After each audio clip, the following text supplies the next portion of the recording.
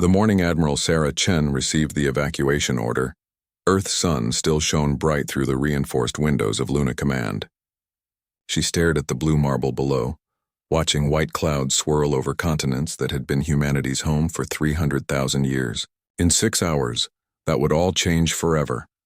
"Ma'am, the Galactic Council's enforcement fleet has crossed the Jupiter line," reported Lieutenant Morrison, his young face pale with disbelief. 700 ships, all Dreadnought class or larger. Sarah nodded grimly. The Council had made their ultimatum clear 3 months ago. Humanity had violated the sacred laws of expansion by developing faster-than-light communication without permission. Their punishment was exile from their homeworld, immediate and permanent. No appeals, no negotiations, no mercy.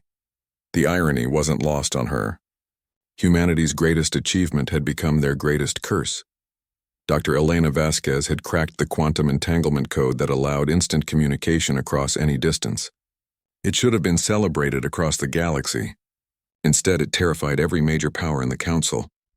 "They're afraid of us," Sarah whispered to herself, remembering the closed-door briefing she'd attended on the Council homeworld of Zentari Prime. The Zephyrian Empire, rulers of the galaxy for 12,000 years, had built their dominion on controlling information flow. Their relay networks took weeks to carry messages between star systems. Humanity's breakthrough could make their entire infrastructure obsolete overnight. The Aquinas Federation had been equally horrified. Their trade monopolies depended on being the only species capable of navigating the treacherous hyperspace lanes efficiently. Human FTL communication could guide any ship safely through what they called the demon routes, breaking their stranglehold on interstellar commerce. Even the normally peaceful, Christine collective had voted for humanity's exile. Their entire society was built around slow, contemplative decision-making that took months to coordinate across their worlds. The thought of instant communication threatening their ancient ways had driven them to support the harsh punishment. Sarah watched the tactical display as evacuation ships lifted off from Earth's surface. Every major city, every small town, every remote outpost was being abandoned. 12 billion humans loading onto whatever vessels they could find. The lucky ones had secured passage on proper transport ships. Others crowded into converted cargo haulers, mining vessels. Even decommissioned warships pressed back into service. "How many are we leaving behind?" she asked, though she dreaded the answer. "Latest estimates put it at 40,000, Morrison replied, his voice cracking slightly. "Remote researchers, deep space miners, exploration crews beyond recall range. They'll never make it back in time. Those 40,000 souls would face the Council's justice alone." Sarah had seen what happened to worlds that defied the Galactic Council. The Zephyrians had a particular talent for making examples that lasted millennia. The evacuation hadn't been a complete surprise. Elena Vasquez had suspected the political implications of her discovery from the beginning. She'd convinced Earth's leadership to prepare contingency plans, secret shipyards in the Kuiper Belt, hidden supply depots scattered throughout the outer system. When the Council's ultimatum arrived, humanity was ready to run. But running and thriving were two very different things. "Admiral, incoming transmission from the lead Council ship," Morrison announced. The main screen flickered to life, revealing the intimidating form of Zephyrian Fleet Commander Kethvar. His species looked like a cross between a praying mantis and an armored knight, with chitinous plates covering most of his body, and forearms that ended in razor-sharp talons. When he spoke, his voice carried the authority of a civilization that had conquered half the known galaxy. "Human Admiral, you have 1 hour to complete your evacuation. Any vessel remaining in this system after that deadline will be destroyed without warning. Any attempt to return will result in the complete sterilization of your former homeworld." Sarah straightened her uniform and activated the reply channel. "Understood, Fleet Commander. We'll be gone within the hour." "See that you are." Kethvar's mandibles clicked ominously. "The Council has been generous in allowing you to leave at all. Do not test that generosity further." The transmission ended, leaving Sarah staring at the blank screen. Generous, as if forcing an entire species into exile was some kind of mercy. "Ma'am, we're receiving emergency signals from the Mars colonies," Morrison reported. "They're having trouble with their atmospheric processors. The evacuation ships can't land safely. Reroute the heavy lifters from Europa Station," Sarah ordered, "and send word to Commander Rodriguez. I want every available shuttlecraft deployed to Mars immediately." This was the nightmare scenario she'd feared. With such a tight deadline, there was no room for technical failures or delays. Every minute lost could mean thousands of lives left behind. The next 45 minutes passed in a blur of emergency evacuations, last-minute repairs, and desperate improvisations. Sarah watched her tactical board as the dots representing human ships slowly gathered at the designated rally points beyond Pluto's orbit. Some of the vessels were barely space-worthy, held together by emergency patches and prayers. Others were packed far beyond their safety limits, with families sleeping in cargo holds and engine rooms. "All ships report ready for departure," Morrison announced with obvious relief. Total count, 3,147 vessels carrying just over 11,953,000,000 souls. Sarah did the math quickly. They'd lost nearly 50 million people. Some had chosen to stay behind, refusing to abandon the only home humanity had ever known. Others simply couldn't be reached in time. Her heart ached for every single one of them. "Signal the fleet," she commanded. "All ships are to follow the Exodus protocols. No ship travels alone. No one gets left behind from this point forward." As the massive convoy began to move away from Earth's solar system, Sarah took one last look at the world that had birthed her species. The blue marble grew smaller and smaller until it was just another point of light among countless others. The Galactic Council thought they were punishing humanity by forcing them into exile. They believed that cutting humans off from their homeworld would break their spirit, scatter them across the galaxy as refugees and wanderers until they eventually faded into irrelevance. They had no idea how wrong they were about to be. 23 years had passed since the Great Exodus, and Captain Marcus Torres stood on the observation deck of the colony ship New Geneva, watching another world transform before his eyes. The planet designated Phoenix 7 spun slowly below them, its red deserts and shallow seas taking on an increasingly familiar blue-green hue. "Terraforming progress is ahead of schedule again," reported Dr. Yuki Tanaka, the expedition's chief scientist. "The atmospheric processors are running at 127% efficiency. At this rate, we'll have a breathable atmosphere in 18 months instead of 3 years. Marcus smiled grimly. Efficiency had become humanity's greatest weapon in exile. When you couldn't rely on established trade routes or council-approved supply lines, every resource had to count. Every innovation had to serve multiple purposes. Every colony had to be self-sufficient from day one. The other species in the galaxy had expected humanity to struggle, to beg for readmission to the council, to slowly wither away in the darkness between stars.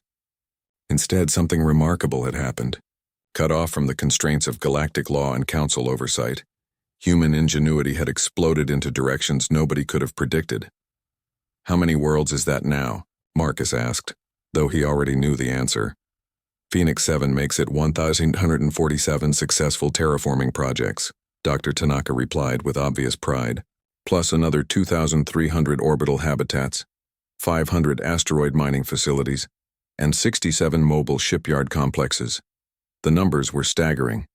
In less than a quarter century, humanity had spread across more worlds than most galactic civilizations established in millennia. They'd done it without council approval, without access to established shipping lanes, without any of the infrastructure that other species took for granted. They'd done it by thinking differently. "Sir, we're receiving a priority transmission from Admiral Chen," announced Communications Officer Lisa Park. The main screen flickered to life, revealing the aged but still formidable face of Admiral Sarah Chen. She was calling from the bridge of humanity's hope, the massive space station that served as the mobile capital of their scattered civilization. Behind her, Marcus could see the controlled chaos of a command center managing operations across hundreds of worlds simultaneously. "Marcus, good to see you," Admiral Chen began without preamble. "I need your expertise on something. We've just made contact with a previously unknown species called the Corathans. They're about to be annexed by the Zephyrian Empire, and they're asking for our help." Marcus felt his stomach tighten. The exile protocols had been very clear about one thing: no interference in council politics. Getting involved in territorial disputes was exactly the kind of behavior that could bring the full weight of galactic law down on their scattered colonies. "Admiral, you know what the council will do if they think we're interfering with their expansion plans." Sarah's expression hardened. "The council exiled us for developing technology they couldn't control. They scattered us to the winds expecting us to disappear. But we haven't disappeared, Marcus. We've grown stronger, and sometimes strength comes with responsibilities. She was right, and Marcus knew it. The reports had been filtering in for months now. The Zephyrian Empire was expanding more aggressively than ever before. Entire species were being absorbed into their military machine, their homeworld strip-mined to feed the Empire's endless appetite for resources. The Aquinas Federation was doing the same thing, using their trade monopolies to force smaller civilizations into economic slavery. What exactly are the Corethans asking for? Marcus inquired. Sanctuary, Sarah replied simply. They want to evacuate their population before the Zephyrians arrive. 700 million people, Marcus. They're willing to abandon their homeworld entirely, rather than submit to Empire rule. It was a familiar story. Over the past decade, 17 other species had made similar requests. Refugee populations that humanity had quietly relocated to uninhabited worlds in the galactic frontier. Each time they'd managed to keep the operation secret from Council surveillance. Each time they'd gained new allies and new perspectives that made their own colonies stronger. Where are we thinking of placing them? Marcus asked. Dr. Tanaka pulled up a star chart on her tablet. The Kepler 442 system has 3 potentially habitable worlds. We could terraform 2 of them for the Corethans while establishing our own research facilities on the 3rd. It's far enough from Council space to avoid immediate detection. Marcus studied the proposal. It was risky, but then again, everything humanity had done since the Exile was risky. Living in the galactic frontier meant constant danger from cosmic radiation, resource shortages, and hostile alien environments. Adding political risk to the mix wasn't necessarily that much worse. There's something else, Admiral Chen continued. Our intelligence networks are reporting unusual activity from the Christine Collective. They're mobilizing their deep space exploration fleets for the first time in 3 centuries. Our contacts think they're searching for something specific. Searching for what? Us. The implications hit Marcus like a physical blow. The Christine Collective was the most technologically advanced member of the Galactic Council. Their ships could travel faster than anything humanity possessed, and their sensor arrays could detect life signs from several light years away. If they were actively hunting for human colonies, it was only a matter of time before they found them. How long do we have? Marcus asked, unknown, but our analysts think we might have 6 months at most before they locate our major population centers. Dr. Tanaka looked up from her calculations. Admiral, what if we don't hide? Both Marcus and Sarah stared at her in surprise. Explain, Admiral Chen demanded. We've been operating under the assumption that discovery means destruction, Dr. Tanaka continued. But what if we're wrong? What if the real threat isn't being found, but being underestimated? Marcus began to understand her reasoning. You're suggesting we reveal ourselves deliberately, on our own terms, exactly? Think about it. We've built nearly 2,000 worlds in 23 years. We've mastered terraforming techniques that other species haven't achieved in millennia. We've created the most distributed civilization in galactic history. Why are we acting like we have something to hide? Admiral Chen was quiet for a long moment, her experienced mind weighing the possibilities. It's a hell of a gamble, Doctor. If we miscalculate, every human colony becomes a target. We're already targets, Dr. Tanaka pointed out. The difference is whether we face that reality as scattered refugees hiding in the dark, or as a civilization that's proven it can thrive anywhere in the galaxy. Marcus felt something stirring in his chest that he hadn't experienced since the early days of the Exodus, hope mixed with defiance, the same combination that had driven humanity to reach for the stars in the first place. What would revealing ourselves actually look like? He asked. Admiral Chen's smile was sharp as a blade. I'm glad you asked, because I think it's time the Galactic Council learned what humanity has been doing with our exile. The Great Assembly Hall of Zentari Prime had never hosted a gathering quite like this one. Representatives from across the Galactic Council sat in their designated sections, their various forms creating a bizarre tapestry of alien biology and technology. But today all eyes were focused on the central podium, where a single human figure stood waiting to address them. Ambassador Elena Vasquez stepped forward. Her simple Earth-style diplomatic uniform, a stark contrast to the ornate robes and ceremonial armor worn by the other delegates. The woman who had invented faster-than-light communication was now humanity's chosen voice to the galaxy.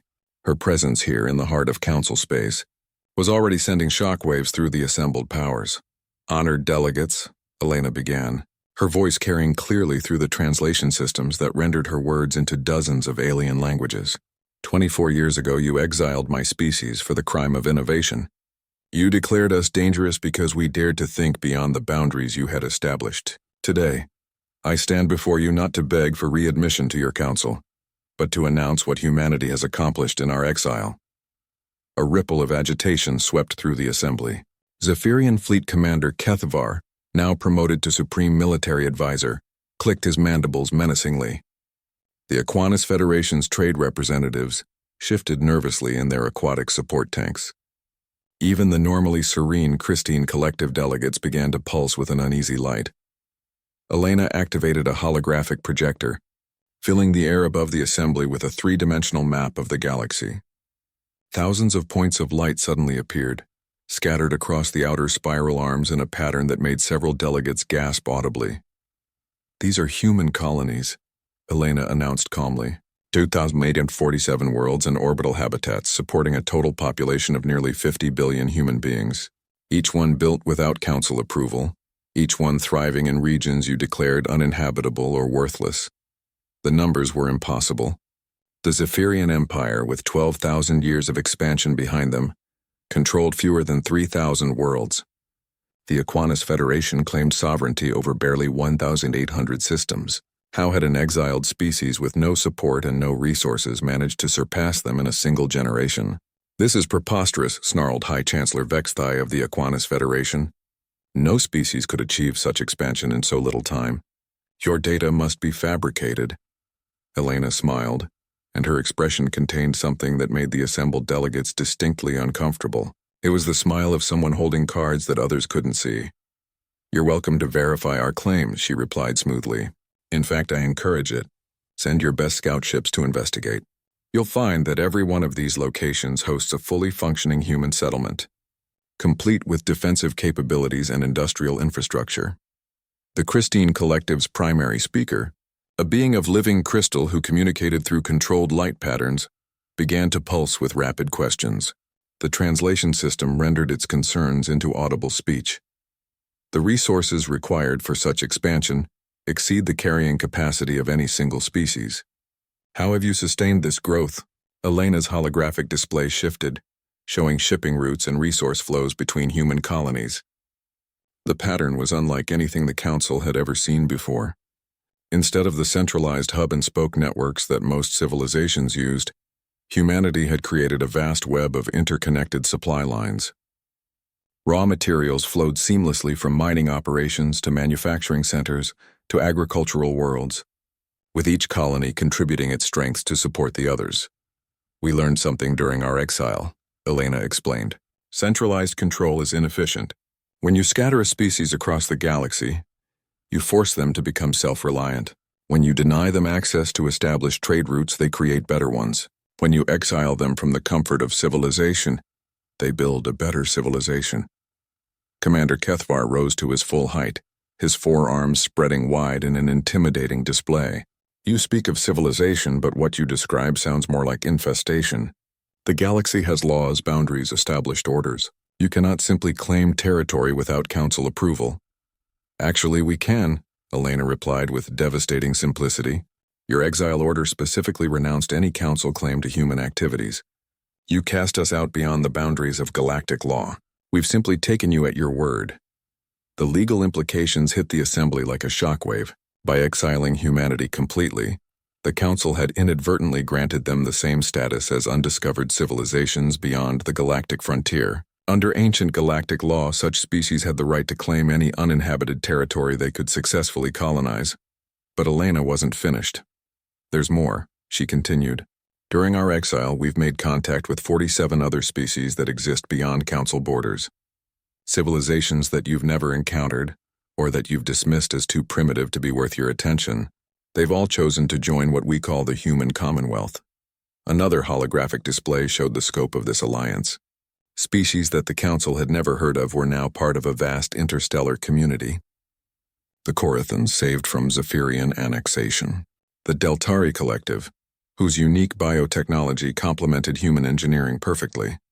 The silicate builders, whose crystalline architecture could create structures and environments too hostile for other species. Each member of the Commonwealth contributed their own strengths while maintaining their independence. It was a model of interstellar cooperation that put the Council's authoritarian structure to shame. This alliance represents over 300 billion sentient beings, Elena announced. We control approximately 1/8 of the galaxy's inhabitable worlds, and our territory is expanding daily. We've achieved all of this without conquest, without subjugation, and without the heavy-handed bureaucracy that defines Council space. High Chancellor Vexthai was trembling with rage. You dare to mock the institutions that have maintained galactic peace for millennia? Elena's expression hardened. Peace? Is that what you call the forced annexation of independent worlds? The economic slavery imposed through trade monopolies? The technological stagnation enforced by your laws against innovation? She gestured to her holographic display, which now showed refugee populations that the Commonwealth had rescued from Council expansion.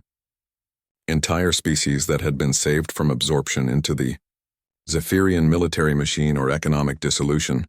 Under Aquinas trade practices, we've provided sanctuary for 63 different refugee populations in the past decade, Elena continued. Species that chose exile over submission to Council authority. They're all thriving in Commonwealth space, contributing their knowledge and culture to our growing alliance. The implications were staggering.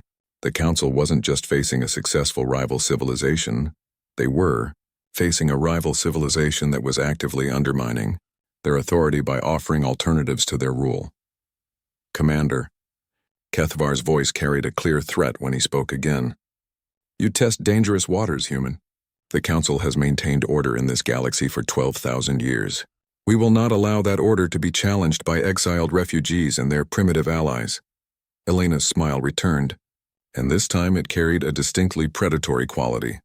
Commander, I think you misunderstand the situation, she said softly. We're not challenging your authority in Council space. We're simply demonstrating that your authority isn't universal. The galaxy is much larger than you've ever imagined, and there are more civilizations out there than you've ever dreamed of. Some of them are quite eager to hear about alternatives to Council membership.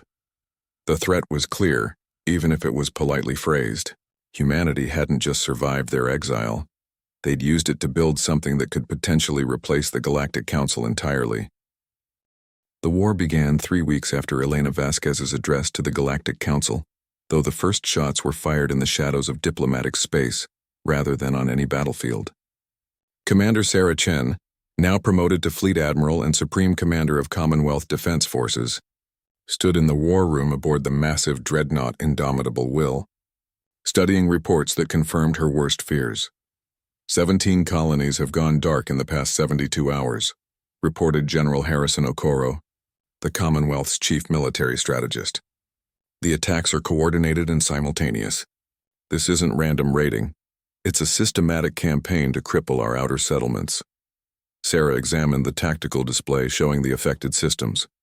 The pattern was clear and terrifying in its efficiency. The Council had targeted agricultural worlds and mining operations in isolated sectors, places where Commonwealth defenses were thinnest and where the loss would create maximum economic disruption. Casualty reports? Sarah asked, though she dreaded the answer. Preliminary estimates suggest 2.3 million dead or missing. General Okoro replied grimly.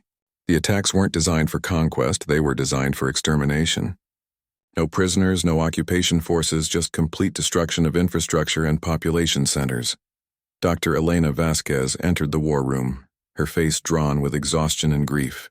As the Commonwealth's Director of Diplomatic Relations, she'd spent the past 3 weeks in desperate negotiations, trying to find some peaceful resolution to the growing crisis. Any response to our latest diplomatic overtures? Sarah asked. Elena shook her head bitterly. Commander Kethvar was very clear. The Council considers our expansion an act of aggression that threatens galactic stability. They're demanding the immediate dissolution of the Commonwealth and the voluntary return of all human populations to designated reservation worlds within Council space. Reservation worlds? General Okoro spat. They want to turn us into zoo animals. It gets worse, Elena continued. They're offering amnesty to any Commonwealth member species that abandon their alliance with humanity. The Aquinas Federation has already begun economic sanctions against any civilization that continues to trade with us. Sarah studied the strategic situation with growing alarm. The Commonwealth's strength lay in its distributed nature and its economic cooperation between member species. If the Council could break those alliances through a combination of military pressure and economic warfare, they could divide and conquer the entire network. But humanity had learned hard lessons during their exile. They'd prepared for exactly this scenario. "General, what's the status of Project Deep Strike?" Sarah asked. Okoro's expression grew grim. "All systems are operational. We have 47 stealth probe ships positioned throughout Council space, each equipped with quantum communication arrays and advanced reconnaissance packages. If we activate the network, we'll have real-time intelligence on every major Council military installation. It was humanity's ace in the hole, developed in secret over the past 5 years. While the Council had focused on their traditional methods of warfare, massive fleets and overwhelming firepower, humanity had perfected the art of information warfare. Their FTL communication technology allowed them to coordinate operations across vast distances instantly, giving them a tactical advantage that no other civilization possessed. "There's something else," Elena added reluctantly. "Our deep cover agents in Council space are reporting unusual activity. The Christine Collective has withdrawn from the coalition attacking us. They're pulling their forces back to defensive positions around their core worlds." "Why would they do that?" General Okoro wondered. Sarah felt a cold certainty settle in her stomach. "Because they've figured out something the others haven't. Elena, show me the intelligence reports from our agents in Christine space." Elena activated her holographic display, revealing data that made Sarah's blood run cold. The Christine Collective had been conducting massive defensive buildups around their homeworlds, but not against Commonwealth forces.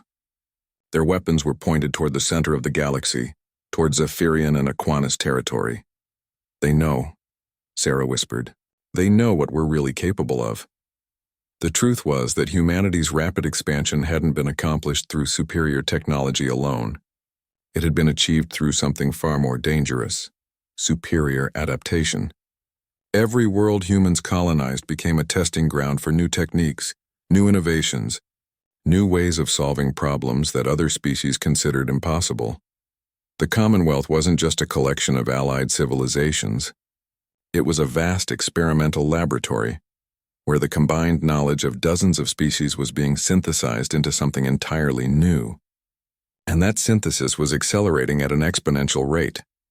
"Admiral, we're receiving a priority transmission from the Vanguard station," announced Communications Officer Park. The main screen activated, revealing the face of Dr. Yuki Tanaka, now Director of Advanced Research for the Commonwealth. Behind her, Sarah could see the controlled chaos of the most advanced scientific facility in known space. "Admiral Chen, we've had a breakthrough," Dr. Tanaka announced without preamble. "Project Prometheus is ready for field testing." Sarah felt her heart skip a beat. Project Prometheus had been theoretical until now, a combination of human engineering, Corithan's quantum manipulation technology, and silicate builder crystalline architecture that could potentially revolutionize space warfare. If it actually worked, it would change the balance of power in the galaxy overnight. "What kind of field testing are we talking about?" Sarah asked carefully. "We can retrofit the Indomitable Will and 12 other dreadnoughts within 72 hours, Dr. Tanaka replied. "The new drive systems will allow faster-than-light maneuvering during combat. And the enhanced weapons arrays can punch through Council shielding like it doesn't exist." General Okoro was staring at the technical specifications with obvious amazement. "These performance numbers can't be right. You're talking about ships that could outrun and outfight anything in known space." "The numbers are correct," Dr. Tanaka confirmed. "But there's a catch. The power requirements are enormous. Each ship would need a dedicated antimatter production facility just to maintain operational status. And the quantum field generators require rare elements that can only be mined in the galactic core." Sarah understood the implications immediately. To field these revolutionary warships, the Commonwealth would need to establish mining operations in the most dangerous and heavily contested region of the galaxy. They'd be provoking a direct confrontation with every major power at once. "How many ships could we realistically support?" she asked. "With our current infrastructure? Maybe 50 vessels. But Admiral, 50 ships with this technology could stand against the entire Council fleet and win. Elena was studying the data with growing excitement. Sarah, this changes everything. If we can demonstrate this level of technological superiority, the Council might be willing to negotiate a real peace treaty instead of trying to force us into submission. But Sarah was thinking several moves ahead. The Council had already shown they were willing to commit genocide to maintain their authority. Giving them proof that the Commonwealth was becoming militarily superior would likely trigger an even more desperate response. Dr. Tanaka, I need you to accelerate the retrofit program, Sarah decided. But we're not going to reveal our capabilities until we're ready to use them decisively. What do you have in mind? General Okoro asked. Sarah's expression hardened into something that would have been familiar to any student of human military history. It was the look of a commander who had decided that defense was no longer sufficient. The Council wants to destroy us because they think we're a threat to their authority, she said quietly. Maybe it's time we proved them right. The Battle of Terminus Gate would later be remembered as the moment when the balance of galactic power shifted forever. Admiral Sarah Chen stood on the bridge of the Indomitable Will as her small fleet of 13 retrofitted dreadnoughts faced down the largest armada ever assembled in galactic history. Commander Kethavar had brought everything. The combined fleets of the Zephyrian Empire, Aquanus Federation, and their allied civilizations stretched across 3 light-years of space. Over 8,000 warships representing 12,000 years of military tradition and technological development. It was a force large enough to conquer entire galaxies. Against them stood 13 human ships and their crews. Enemy fleet is maintaining standard attack formation, reported Tactical Officer Rodriguez. They're keeping their dreadnoughts in the center with screening elements on the flanks. Classic Council doctrine, Sarah nodded grimly. The Council was fighting this battle the way they'd fought every battle for millennia, with overwhelming force applied through predictable strategies. They had no idea what they were really facing. Communications. Open a channel to the Council fleet, Sarah ordered. The main screen flickered to life, revealing the imposing figure of Commander Kethavar aboard his flagship, the Eternal Dominion. Behind him, Sarah could see the massive bridge that housed nearly 1,000 Zephyrian officers, all of them focused on the task of destroying what they saw as a handful of refugee ships. Human Admiral, Kethavar's voice carried the arrogance of absolute certainty. You have brought 13 ships against 8,000. Surrender now, and I promise your crews will be allowed to live in the reservation worlds we have prepared for your species. Sarah's response was calm and measured. Commander, I'm going to give you one chance to withdraw your forces and return to Council space.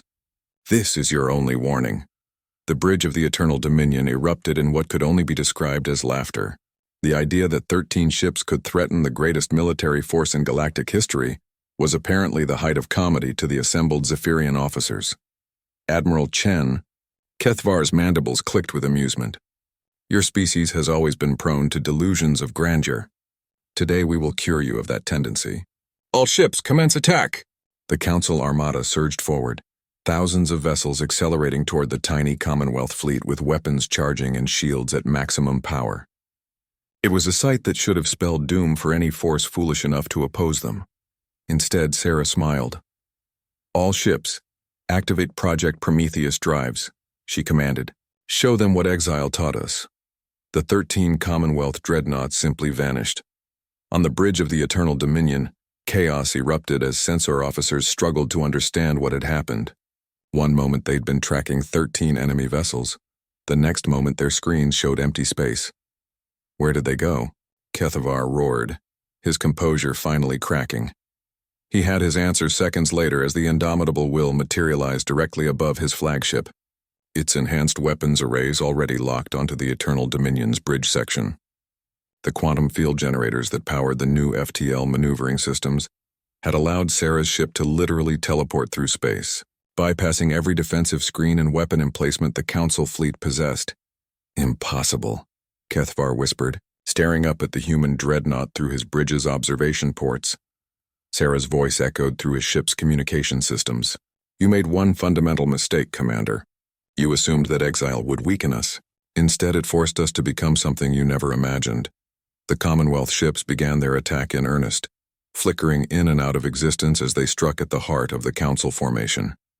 Traditional naval tactics meant nothing when your enemy could appear anywhere on the battlefield instantly. The massive Council fleet found itself unable to coordinate defensive fire against opponents who could strike and vanish before return fire could be targeted. But the real devastation came from the enhanced weapons systems.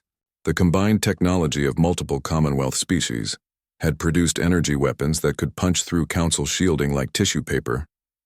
Ships that had been considered invulnerable for thousands of years were being cut apart by weapons fire that seemed to ignore their defensive systems entirely. "Sir, we're losing ships faster than our computers can track," reported a panicked Aquinas Federation officer from his position in the Council's combined command center. "The human vessels are destroying our dreadnoughts 3 at a time." The battle, if it could even be called that, lasted 17 minutes. When it was over, the greatest military force in galactic history had been reduced to scattered debris and fleeing survivors. The Council had lost over 6,000 ships, including most of their command vessels and their most experienced officers. The Commonwealth hadn't lost a single ship. As the surviving Council vessels limped away from the battlefield, Sarah opened communications with the scattered retreat. Her message was broadcast across the galaxy through quantum communication networks that reached every civilized world within hours. "This is Admiral Sarah, Chen of the Human Commonwealth," her voice carried clearly through the static of damaged communication systems. 25 years ago, you exiled my species because you feared our innovations. Today you've learned that your fears were justified." She paused, letting the weight of that statement sink in across thousands of worlds. "But we didn't come here to conquer you. We came here to demonstrate that the galaxy is large enough for more than one way of life. The Commonwealth offers cooperation instead of domination, innovation instead of stagnation, freedom instead of control." The political implications of her words were staggering. Every species that had ever chafed under Council authority was hearing a direct challenge to 12,000 years of established order. Every civilization that had been denied membership in the Council because they were deemed too primitive or too dangerous was learning that there were alternatives. "The Commonwealth extends an invitation to any world that seeks independence from Council authority," Sarah continued. "We offer protection, alliance, and the freedom to develop your own potential without interference from galactic bureaucrats." It was a declaration of war against the entire concept of centralized galactic authority. But it was also something more. It was an offer of hope to billions of beings who had never been allowed to reach their full potential under Council rule. The response was immediate and overwhelming. Within days of the broadcast, 17 Council member species had declared independence and requested Commonwealth protection. Entire sectors of space began breaking away from central authority as local populations realized they had alternatives.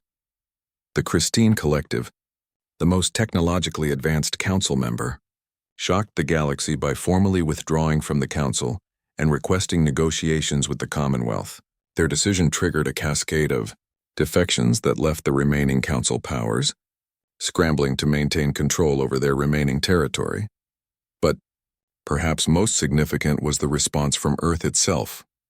The Zephyrian occupation force that had controlled humanity's homeworld for 25 years found itself facing planet-wide uprisings as the human populations left behind during the Exile rose up with the knowledge that their people had not only survived, but triumphed. The Great Exile was over. The age of human dominion was just beginning. Commander Kethvar, aboard his crippled flagship, stared at the tactical displays showing the disintegration of everything his civilization had built. In the span of a single battle, the natural order of the galaxy had been overturned by a species they dismissed as primitive, refugees. His final transmission to the remaining Council forces would become one of the most quoted statements in galactic history. "We didn't exile the humans. We freed them." 50 years after the Battle of Terminus Gate, the galaxy bore little resemblance to the rigid hierarchy that had once dominated interstellar civilization.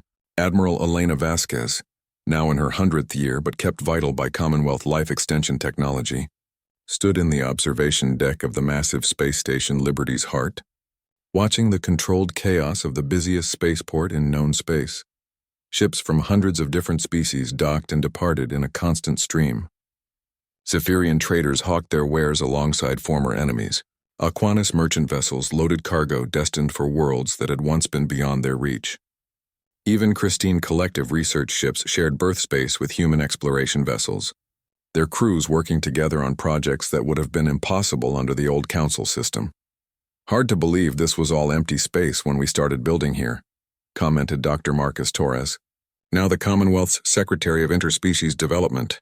At 93, he moved with the careful dignity of age, but his mind remained as sharp as ever. Elena smiled, remembering the early days when Liberty's heart had been nothing more than a dream sketched on the back of evacuation protocols. The space station now stretched across 12 cubic kilometers, housing nearly 50 million beings from 200 different species. It had become the unofficial capital of what historians were already calling the Commonwealth Age. The quarterly expansion reports just came in, Marcus continued, consulting his tablet.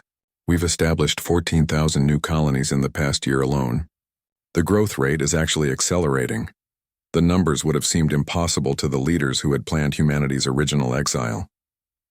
The Commonwealth now controlled roughly 1/3 of the galaxy's habitable worlds, with new territories being added daily as exploration fleets pushed into previously unknown regions of space. But the real revolution wasn't in the territory claimed. It was in how that territory was governed. "Any word from the Andromeda expedition?" Elena asked. Marcus grinned. Dr. Tanaka's latest transmission confirmed successful establishment of the first permanent base in another galaxy. The journey took 18 months using the new generation quantum drives, but they found 17 potentially habitable worlds in just the first system they explored.